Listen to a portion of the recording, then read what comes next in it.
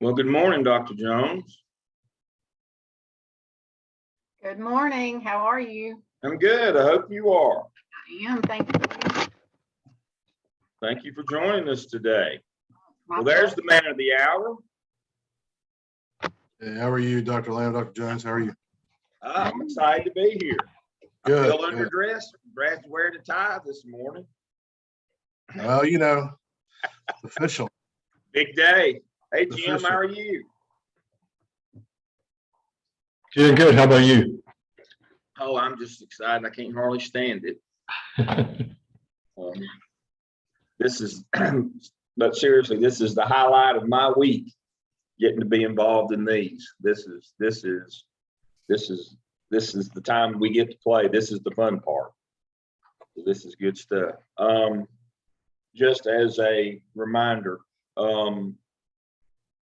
Dr. Hamilton is having technical issues this morning. He hopes to be able to join us. He's trying to restart his computer and get back up, but something that happened to his internet connection, and so he may be with us here before long. If he's not, we'll press on. Brad, do you have anybody else that's joining us today? I see that you have. Good morning. My name's Jay Hanson. Good morning. Yeah, Major Hanson from Asheboro Police Department. He's been super instrumental in all this. So he's my contact there at the Asheboro Police Department. Well, welcome. Good morning, Major Hanson. Thank you so much for being with us. We'll go ahead if we don't have anybody else, Brad, if you don't have anybody else coming, in terms of your partnering organization, if you've got a representative, Major Hanson's here, we're going to go ahead and get started. So good morning, everybody. I'm Dale Lamb from Gardner Webb. We're here today for the final defense of Brad Stewart. Brad's a DEOL candidate, doctorate in organizational leadership. Major Hanson is here this morning from his partnering organization with the Asheboro Police Department. We also have Dr. Betsy Jones, DEOL faculty. We also have Jim Rennie, who's also a candidate this semester. So, Brad, I'm going to turn it over to you. Make sure I'm recording to share your screen and work through your PowerPoint presentation of your final defense this morning. Okay, sounds great. And everybody can hear me just fine? Audio is working? Okay. All right.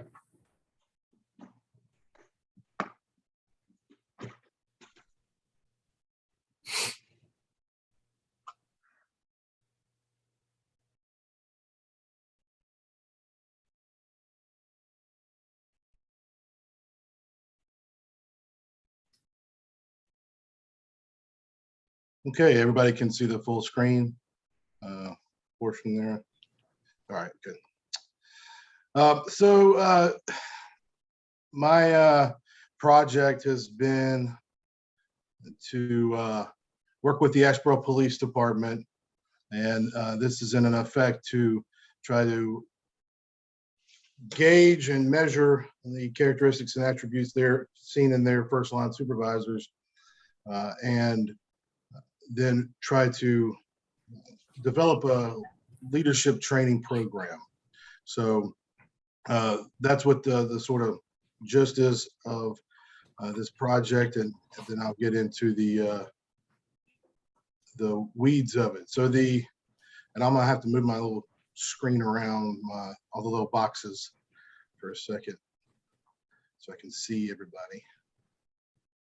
Oops.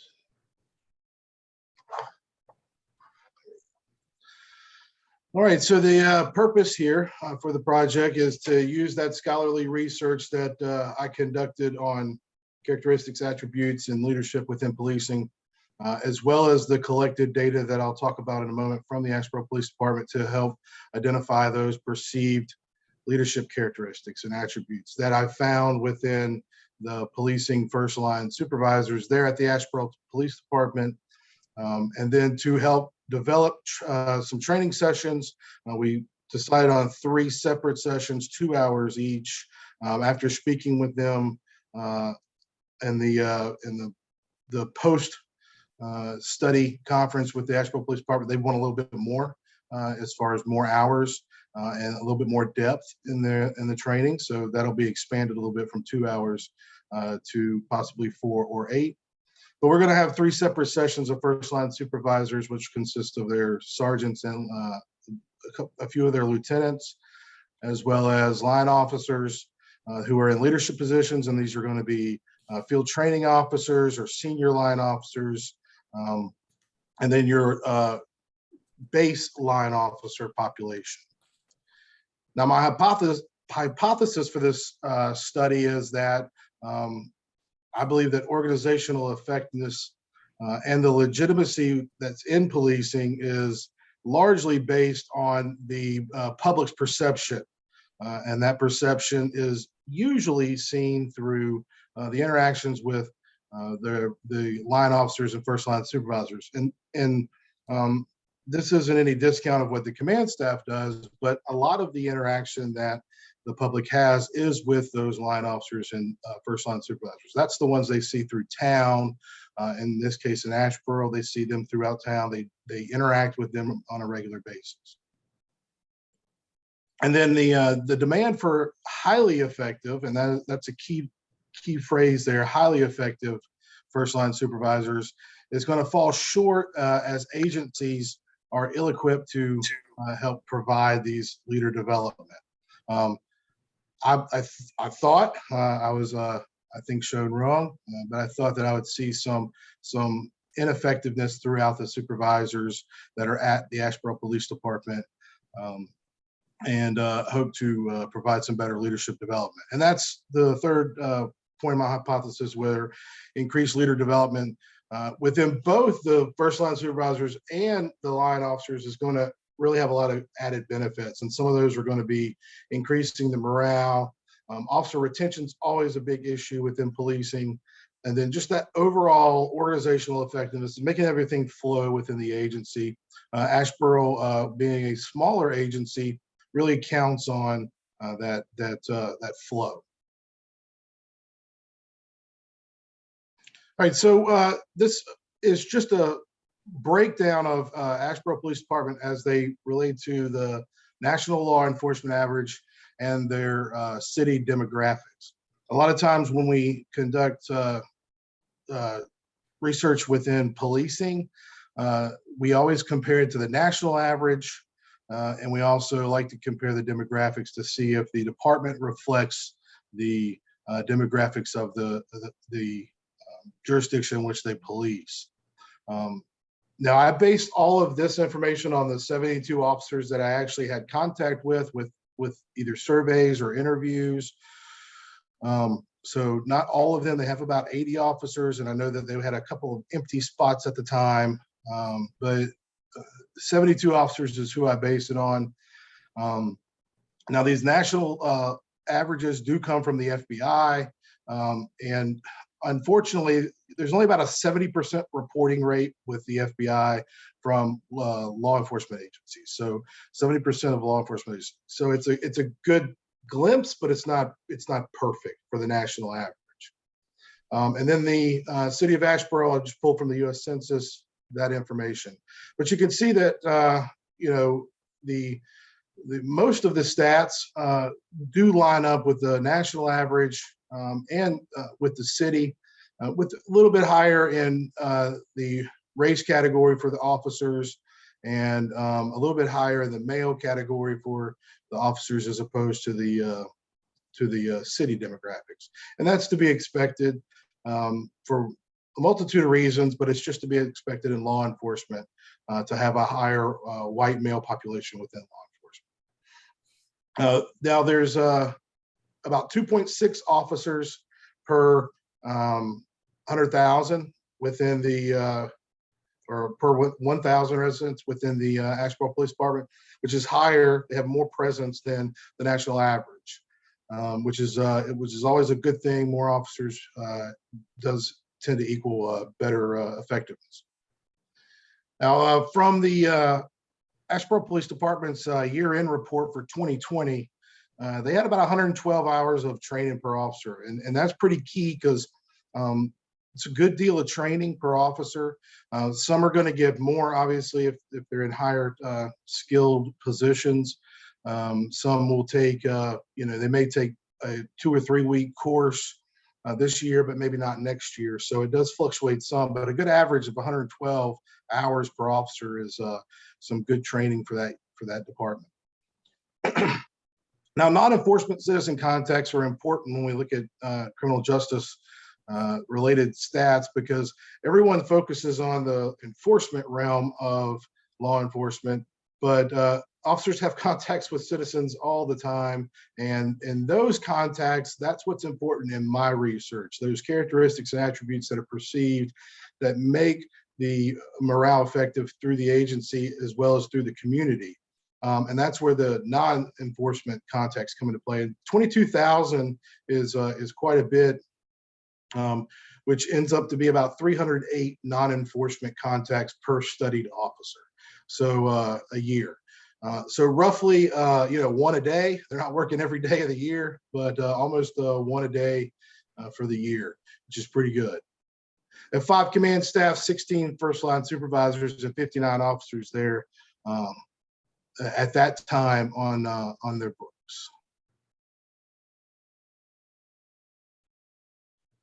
Now, the research questions that drove my study were to find out which dominant characteristics and attributes were perceived by those line officers, and which of those characteristics were to be associated with their leader efficacy. Secondly, I want to see those perceived characteristics and which ones of those will contribute to the development of the leadership skills. So not just leader efficacy, but how can I use them to help develop leadership skills? And then overall, what barriers are preventing any kind of leadership development within policing? And within multiple organizations, there's quite a bit of barriers, but specifically in policing, what barriers and if any at the Asheboro Police Department. So a quick review of the literature here. I broke it down into these separate sections, and first was just the purpose, trying to gauge the purpose of this study and what I could find as far as how many people have done this study before. Pretty shockingly, no one's actually studied specific characteristics in law enforcement first line supervisors or line officers. They've studied in command staff, police chiefs, and things like that, but they've never studied in first line supervisors or line officers. And then I broke it down into what is effective in the rank and first line supervision within policing, what has been seen effective, what type of leadership characteristics and attributes overall within the field. So this is where I pulled from Kouzes and Posner and a bunch of other, leadership characteristic scholars, Rich DeVinny. And then I looked at leadership characteristics and attributes specifically in policing. So what could I find that specifically came from policing? Next, leader efficacy in policing, how effective these leaders were through policing, and then how to develop leaders within policing specifically. Now, based off of that, from the leadership characteristics and attributes overall, I found Kouzes and Posner's study. It's a 30-year study looking at these characteristics, and they came up with these 20 characteristics, and they've ran with these for about 25 years, not really moving too much from them, but that the uh, the main 20 is what I tried to focus on for this study. So specifically, the top 4, which are going to be the top 4 on that top line there: honest, forward-looking, competent, and inspiring. Those are the top 4 that they found through all their fields. Their study was through multiple fields, not just anything specific, not just public or private, but multiple places. And then I looked at leadership attributes from Rich DeVinny's work. Rich DeVinny is the former commander of the Navy SEAL Team 6, and he did all of their training and all of their development selection for that team. And then he conducted a study through the SEAL team, finding what attributes, and he found 25 of them. But specifically, I looked at his leadership attributes and how they can be consistent with those effective leaders. Backing up to the rank and file, lots of rank and file policing, lots of the first line supervisors will have some distrustful views throughout the literature, a lot of distrustful views of leaders. You see a lot more force being used with less leader efficacy through first line supervision, and you get a little bit more complaints. Also, you'll see that in first line supervisors, they are that key component of a successful organization because they're one of the largest in a leadership position as a group. There's more first line supervisors generally than there are command staff. And so you have that larger mass moving to guide the department. With those characteristics we talked about, there's studies that just say that traits alone are not going to be effective or adequate for effective leadership. So there's other things that you sort of have to build around that in policing to help develop leaders throughout. So the next thing we'll look at is the theoretical framework for this study and this project. So I adapted the Lewin's change theory that Shine had sort of elaborated on and worked with, and it's the unfreezing, changing, and refreezing. And for this, we're going to look at how can we implement that those actions that we've learned from our literature, our study. How can we do that? And the unfreezing, of course, was creating motivation and disconfirmation and that disequilibrium we want to create first. And that's through that study and the just the study alone, the interviews does create some disequilibrium and sort of plant that seed of motivation through the leaders. When you start studying them, asking them questions about their leadership, they start wondering a little bit. And then changing, we're going to try to teach them, that's the leadership development. We're going to try to teach them the learning that new info, that new leadership styles, maybe how to develop their attributes and their characteristics a little bit better, how to identify the positive attributes and characteristics they can see within those role models. And I would also say that we would identify the negative ones. So if they're negative, then we need to learn from them, not just get upset, throw your hands up type of thing. And then we'll work through the leadership development with the department, trying to scan for some of those solutions to help affect that change. And then we go to refreezing. Now we're going to work on the culture. We're going to try to develop the line officer to help change the culture essentially throughout the department. Once we can change the culture, we should be able to have a better starting point for our characteristics and attributes from here on out and our leadership development overall.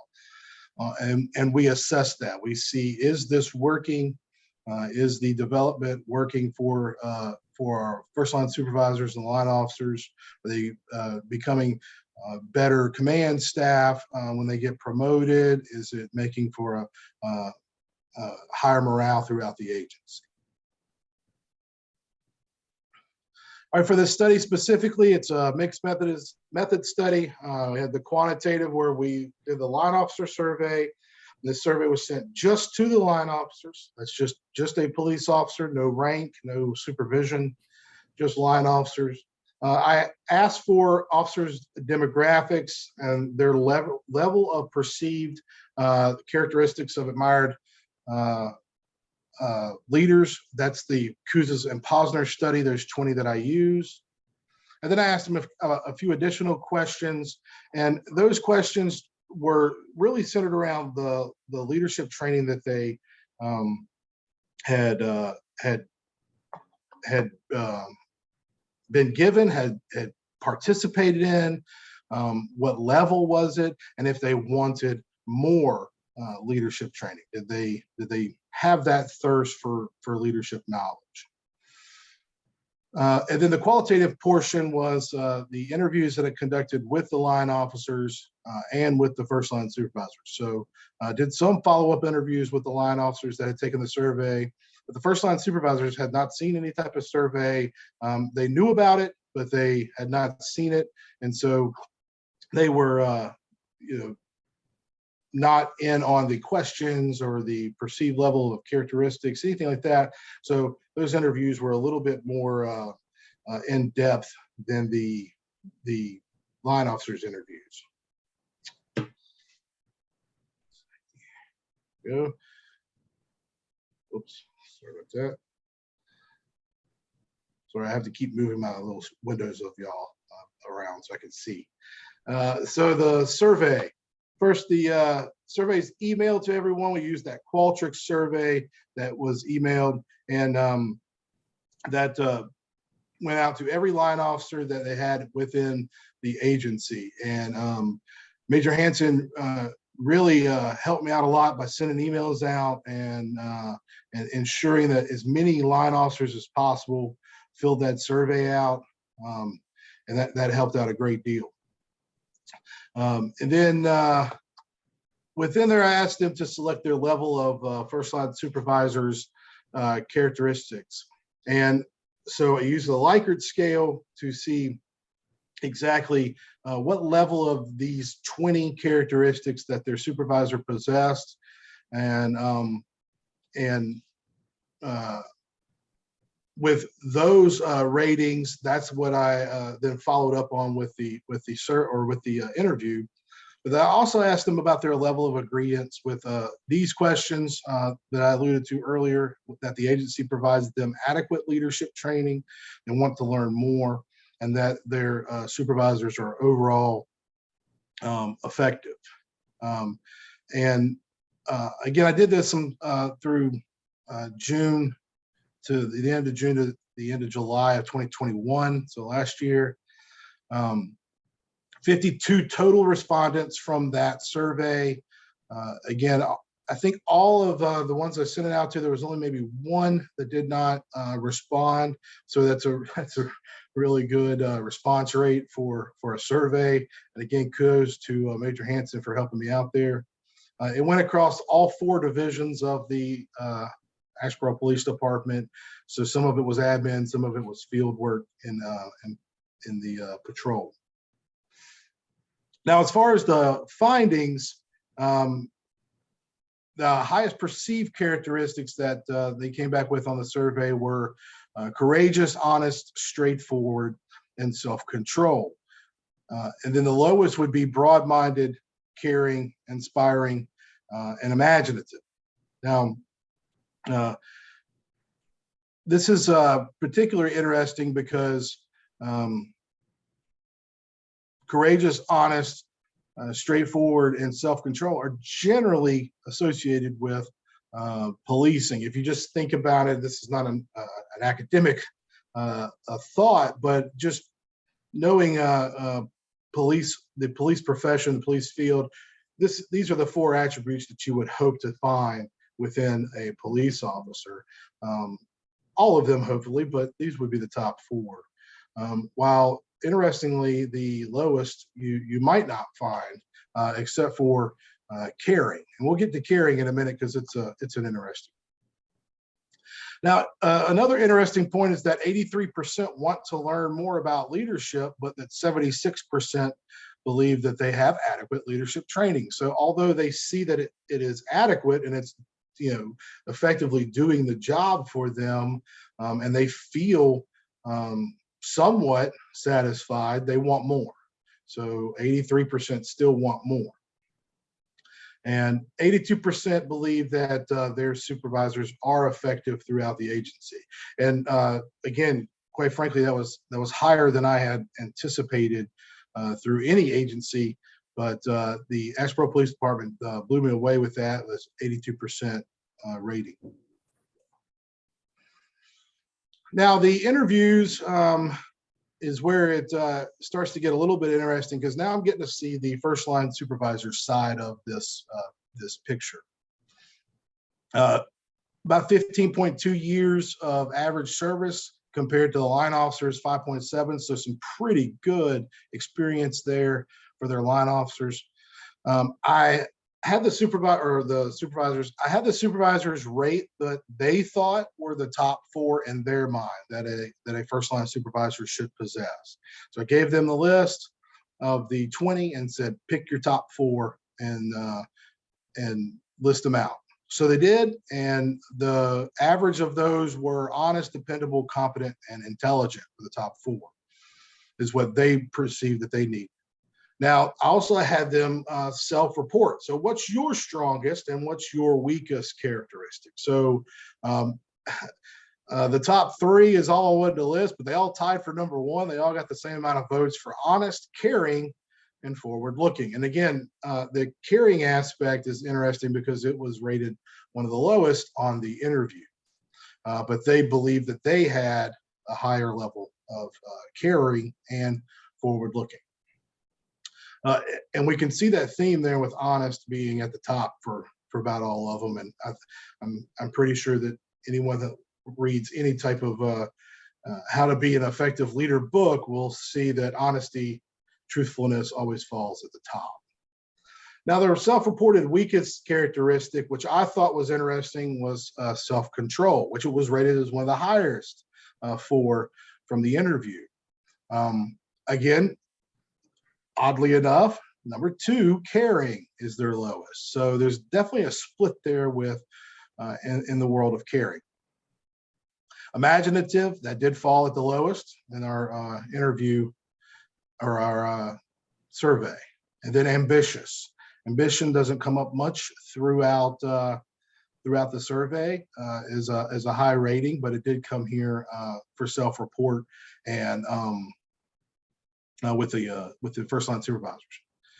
Now for the line officers, just to try to help validate some of the surveys, I interviewed them, asked them again their top 4, just to see if they differed, and they did somewhat from the top 4 that these 17 of those 52 respondents had. The first would be honest, fair-minded, competent, and then supportive and dependable, tied for number 4.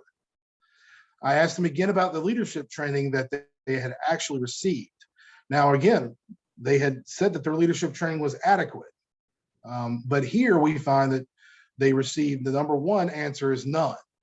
The number 2, if they were an FTO, which is a field training officer, they do get some leadership training within FTO, and that would be it. As well as the GI school is general instructor school. They do get some leadership training throughout there, how to lead classes and teach courses, things like that. So those would be the only 3 that registered for the leadership training, with, again, number 1 being none. And then the ones who wanted leadership developments ran pretty much consistent with the survey at 82.3% want it, 17% don't. So that's the results from the interview. Now, as far as my projected findings, again, I figured there would be a low level of trust within supervisors. Thought that we would have some inadequate leader development within the line officers and first line supervisors. Again, with my experience in law enforcement and just understanding the field, there's not a lot of leadership development that goes on before you become a leader. Once you are donned the leader, then you're able to participate in those classes. The top 4 characteristics of forward-looking and inspiring, I did not think that those would be seen within the study. And then I believe that honest and competence would be pretty high due to just that nature of law enforcement from my experience. And I also figured that I would find that no leadership training was had until one is designated a leader, going back to that inadequate leadership training. So as far as the study findings for the characteristics, on the left there, you've got the characteristics of admired leaders and those top 4 we talked about. We have the line officer survey, the line officer interviews, and then that first line supervisor interviews. And again, see, honesty still stays at the top. But while the survey says that we have the highest of straightforward, it does not come through in the interviews for either one of them, for first line supervisor or line officer. Also, self-control does not come through for the interviews, but it does come through for the survey. Now, for the characteristics from Kouzes and Posner, inspiring is an issue that we would hope that we would see more inspiration, and I think that maybe given the study again, we'd probably see some more ratings for inspiring, but it being number 19 on our study of the 20, and it being a top 4 is a bit of a concern for the leader development. And again, let's see a forward looking there for number 2 in the Cal. It didn't make any of the cut for our survey or our interviews.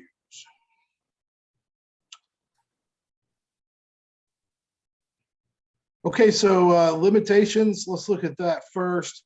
The limitations for this study is it is a smaller agency, which yields a smaller sample. While the agency and the sample were adequate, it would always be better to have more and more and more and more data, right? It just helps out with the analysis. So one of the limitations is that it's an under 80 person agency. And it also makes for a little bit less of a diverse sample. I'd like to see if we could get more agencies involved from different areas. We'd have rural, urban. You could work with different types of agencies, as in like the state agencies or the local police or the local sheriff's offices. All of those are going to have different cultures. They could give different results and lend to the data. Asheboro Police Department's a pretty vertical agency, meaning, a lot of people start there and they work all the way to the top, and the people at the top are from within the agency. While I put that under limitations, it's not necessarily a negative thing. It's just something that we need to consider when we do a study where other agencies will bring in police chiefs or assistant chiefs or even command staff or even first line supervisors. They'll lateral them over into the agency. So they may be a first line supervisor at, let's say, the Greensboro Police Department, and it's an urban, extremely urban place with 600 officers, and they will lateral over to be a first line supervisor at Asheboro. And that can, of course, change culture dynamics and everything of the agency. So understanding that they're a vertical agency is something to consider when we look at the study. And also the last limitation would be that there's no agency incentives for any kind of education. I know, talking to Major Hanson, they're working on this to try to get some incentives, but with education does come the more open-minded, more aware officer as far as their supervision, and so it would help to have higher educated first line supervisors, and if they had some incentives, that probably could help pretty well for the agency. When you look at comparative to, again, another larger agency or more urban agency, you would see that there are education incentives and the level of the education would be a little bit higher. For the future research, this study would, and I'm actually working on it now to replicate this study, but to replicate this study with a larger agency to try to gather a larger and more diverse population. You have people or agencies like Greensboro that have 600-700 people. You have High Point with about 4, and then Gwinnett County PD in Georgia, I'm working with right now, and they have about 800 officers that work there. So replicating that study within a larger agency is going to help collect just more data on those characteristics that's found to be effective for the first line supervisors. And the other thing was that the focus on characteristics only and not really adding any additional questions. I think that some of the participants might have gotten wrapped up in those questions and thought maybe that we were trying to trap them or something and asking specifically about their department. And while they may have reported accurately on their supervisor, they might hold back a little bit for the department for loyalty reasons or for any other reasons. And it just wasn't fair to ask them those questions to try to focus on characteristics only. I think would yield a little bit more of a truer report from the survey. Asking them just to rank them, rank those characteristics of admired leaders, ask them to elaborate, and that would be pretty much it for that part of the study. And I would also recommend for the future research not doing a survey, interview only. So speak with the officers. While that's a whole lot more laborious and we're going to spend a lot more time doing that, talking to the line officers, maybe helping explain some of the characteristics they don't understand. I know a few of them had some questions that, well, what do you mean by forward looking? What do you mean by, this and that? So I think helping explain a little bit better during an interview and not just giving them the survey would help. Again, not more work, but I think it would pay off in the end with the data.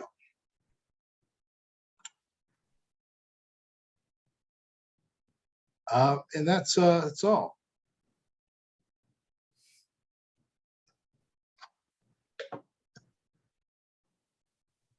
Well, thank you, Brad. Excellent presentation. I've got a couple of things. I'm writing myself a couple of notes to here. All right, I've got that. I'm going to share my screen now. Again, Major Hanson, thank you for being here with us today. I'm going to work us through our final format. And so I'm going to go right down the line. Who are your committee members? That would be me. Dr. Hamilton's here and Dr. Jones. And so again, I think Dr. Hamilton is got his camera off. He's having technical problems. But again, that would be the three of us that will be making the decision at the end of the day. And so again, thanks to Dr. Hamilton, Dr. Jones for being here. I'm the chair of your committee. How do you integrate your research? You explained that. So here's the two questions that I have, and I want one sentence answers on these questions. Circling back to Lewin's change theory. We're trying to unfreeze, change, refreeze. Circling back to that. One sentence answers. What are you trying to improve? Leadership efficacy. All right, the efficacy of the leadership. And what does Asheboro PD need to do to change that leader efficacy? Leadership development. A training program. Training program. All right. What should the content from your research, again, thinking about your theoretical framework, what do they need to stop? What do they need to start? What do they physically need to do in order to improve their leadership efficacy. What is the content of that training going to consist of? That content that I've developed thus far for them and presented to them was based on how to develop to develop with being to recognize and then to, once they've recognized it, how to increase their level of those characteristics. So how to increase their caring, how to increase their forward lookingness. All right, so I wanted to zero in specifically on caring. What are the steps that any of us would have to take in order to increase the caring of our followership? What would we have to do? How do we help these folks with their ability to care? Since that's the one that was kind of highlighted throughout your presentation. Yes. They think they have it, but everybody else does. You understand that's what they told you. Right. They threw everybody else under the bus, but they themselves, we'll go back to we'll go back to a Collins reference here. They didn't get everybody on the bus and in the seats, they threw everybody under the bus except themselves. So how do we change that? Sure. They believe they care, but everybody else doesn't care. How do we go about changing that? How within our theoretical framework are we going to address that? First is just recognition of it. First, identifying that that is the issue. The issue is there is a lack of caring. So making that public, sort of, within the agency declaration that we do want to focus on increasing our level of caring through our supervisors and our line officers. That's the first thing, the recognition of it. And the second thing would be to work on building the relationships with the line officers. So have the first line supervisors work to build relationships, because it's hard to care for someone or something if you don't have a very strong attachment to that person or a very strong understanding of that person or that thing. So to increase the relationships really going to help them work to understand each other better, building relationships builds caring. And so build those relationships first. And to build those relationships, there's several recommendations within my training program of how to build those relationships. But you don't want to do the mandatory fun thing where you have to go to this and you have to have fun and we're going to do this kind of project, or the mandatory we're going to work in a nonprofit at the soup kitchen and build teamwork kind of thing. You don't want that. It has to be actual deliberate work towards this specific field, because quite frankly, the cops will see through that. So they don't want to do that. So my suggestion there is to have organized trainings with these teams only. So the teams would go to the trainings together. They would have to work together, and not just the characteristic trainings, but other trainings. So if they need to go to radar recertification, they go to radar recertification as a team and build that team mentality within the relationship building. Okay, but it has to be authentic, and that's your argument. That's kind of the crux of this, is whatever the activities have to be authentic. They can't be, let's go bowling. That Right. kind of we'll do teams, and then but when we come back, we're still the same people. Right. I think that speaks to the double loop. We're still the same. We didn't change. Okay. I think you've explored your theoretical framework well. And so obviously you've answered the questions. You're already expanding it to other organizations, and you're increasing your database. You've told us what you would do differently, which is you would do qualitative rather than quantitative work. Just they'd be completely under the bus. I got that. Thanks for that. Dr. Hamilton was probably happy to hear that, but threw me completely under the bus and backed over me. You've told us how you've applied this to your day-to-day interactions. All right, so now we'll move on. Excellent job. My feelings are hurt, but you did an excellent job. Which course did you take that impacted you the most, personally, in the DEOL sequence? I would have to say the culture course. Understanding culture, to me personally, understanding the culture within an organization and how to build those relationships to positively change the culture, to always work on the culture of an organization. That to me is one of the most important things, because through that's that conduit to which everything can be either fixed or continue to grow within the organization. Yeah, culture eats policy for breakfast. Got it. If you're in a leadership position in your regular life, has this program impacted how you supervise people that you lead? So how have you put this together, not just for the Asheboro PD or Gwinnett or Guilford or High Point? How has this changed your leadership style? I think the word that I keep centering on is deliberateness. So I'm more deliberate in my actions.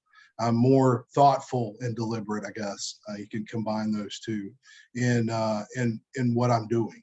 Obviously, the knowledge my knowledge has expanded, and I'm more. I think you said one time I'm more smarter. Yeah. And that's obvious. That's going to happen through 3 years of rigorous instruction. But I'm just more deliberate. I find myself not opening my mouth as much as maybe I want to, which is a good thing. I find myself being more thoughtful with decision making, being more thoughtful and deliberate within the relationship building. Again, I think that is a key thing within the culture, and being more deliberate in understanding the culture of all organizations that I'm involved in. Mm-hmm. We summarize that, in the more modern literature, we speak to being intentional. That summarizes being thoughtful, deliberate, and all those things, that we have an intent, we have a purpose, and that kind of encapsulates that. That's about the best answer you could give. That's pretty good. And I know you're a better problem solver. You just said you were more deliberate, intentional. That's what that means. Sometimes you have to listen more than you talk, which is hard for all of us. And of course, my final question, in terms of your presentation this morning, Gardner-Webb's motto, as you know, is Pro Deo et Humanitate, for service for God and humanity. How does this study, how does this coursework, how does this program, how does this affect how you serve God and humanity? My intent for all of this has really focused around people, making, I don't want to say society better, but part of it at least, through law enforcement. So I think that, to answer your question as succinctly as I can, just focusing on people, focusing on those societal issues that impact people the most, not just the stuff you see on the news, but just in general, people, and focusing on them. That's a big part of why I choose to stay within the world of law enforcement and through public administration. I couldn't do this at a factory. I couldn't do this in something that makes a thing, or it does even if it just provides a service. I really couldn't do that. I need to work for that for impact company, that for impact organization. And I think that's how I use it to try to make policing better. Excellent. Well, again, excellent job with your presentation today. I'm going to move on to the next part of our program here.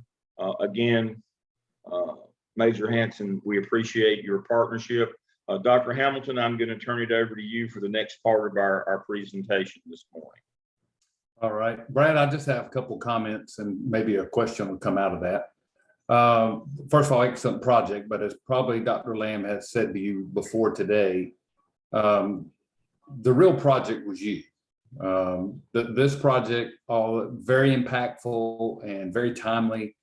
The real project from your first class has been transforming yourself into a person of influence, because leadership is about influence. You know, you've heard us quote the John Maxwell's and the Kuznets and Posner and all the gurus of leadership. But at the end of the day, as individuals, we're all in the sales business and we're all in the people business. And it's all about, can we influence people for the greater good?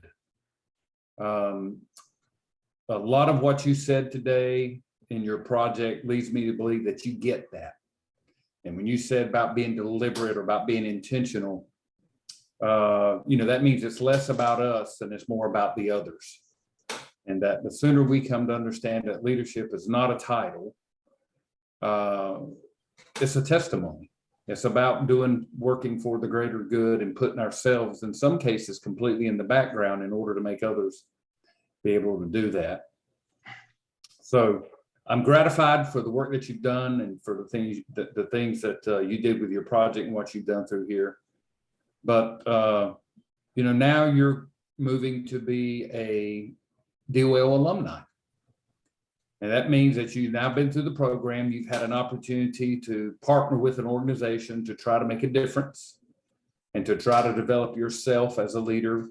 Obviously, it's, you know, this is one project, but there'll be many, many other projects as you leave the program. And just want to remind you that, you know, as you go forward as a graduate, you'll always be a part of the DOL family. You'll get other opportunities to develop yourself as an influencer, as a leader. Don't expect yourself to be perfect, right? We call it the practice of leadership because we continue practicing it. But also be mindful that you're the only Gardner Webb that a lot of people will ever encounter. You will represent the DOL program. You'll be the only representative of that program that some people ever encounter.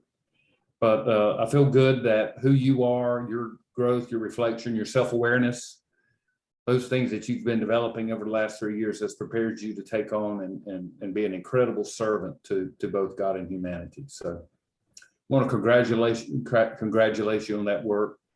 You'll have a chance to put your contact information in the alumni connection so that you can stay as connected as you want to be with the program, with the summer event or speaking to a class or whatever else that you would like to do.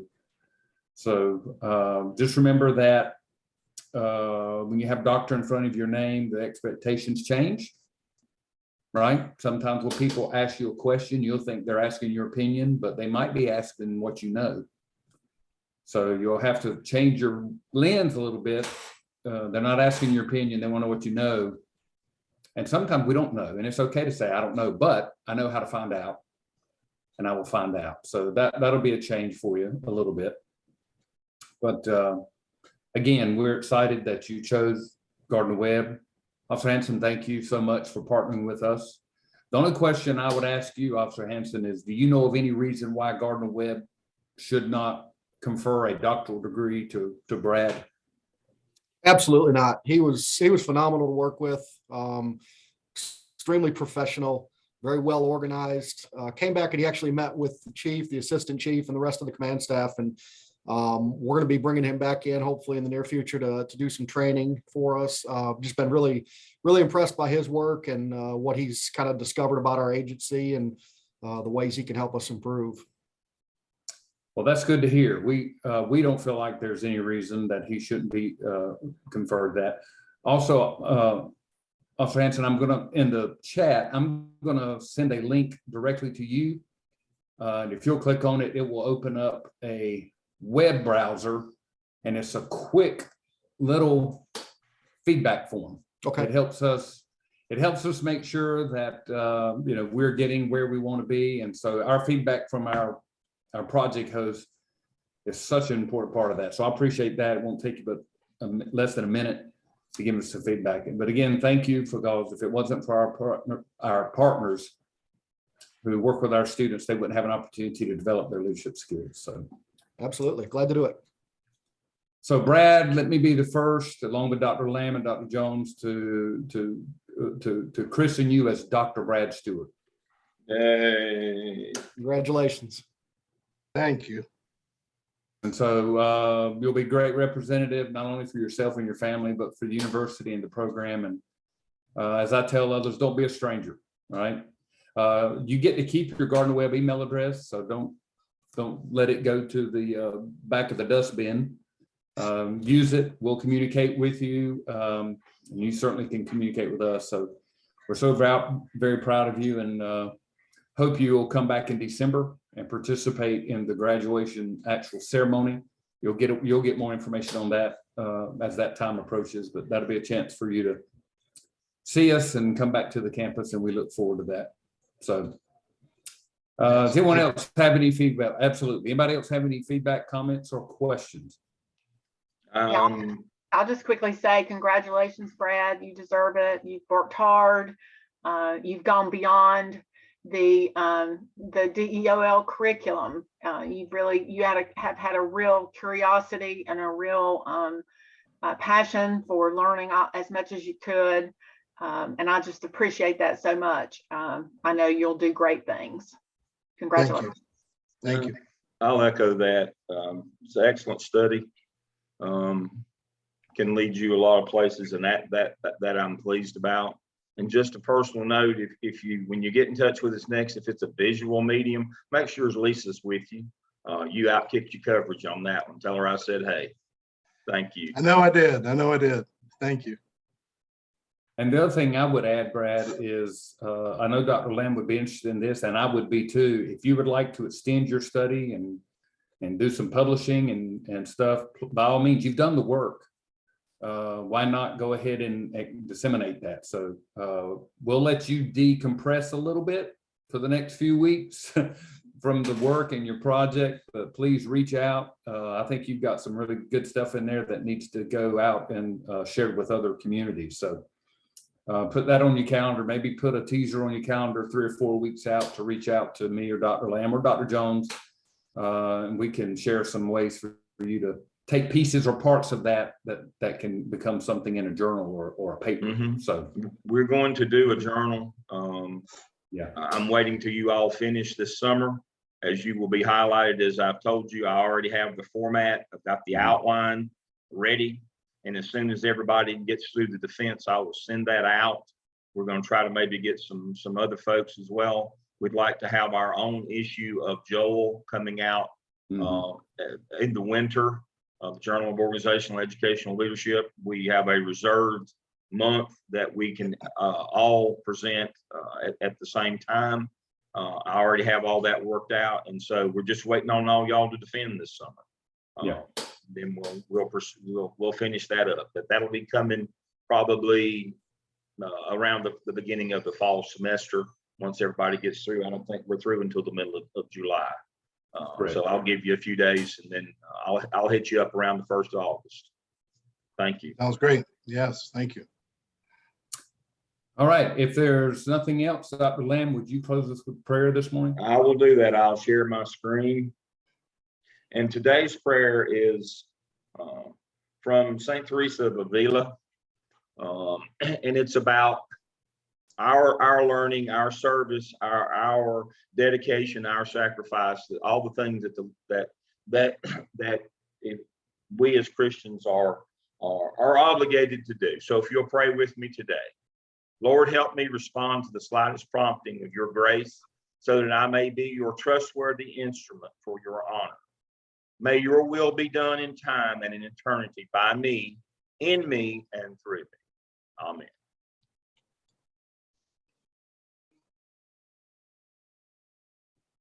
Amen to that. All right, Brad, don't be a stranger again. Major Hanson, thank you again. Dr. Jones, Stacia, Jim, looking forward to seeing Stacia later today and Jim in the morning. So I think we're done.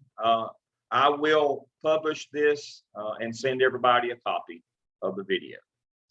Thank you. Everybody have a good day. Thank you. Thank you. You too. Congratulations, Brad. Thank you. Congratulations. Thank you. Bye, Thank everyone. you.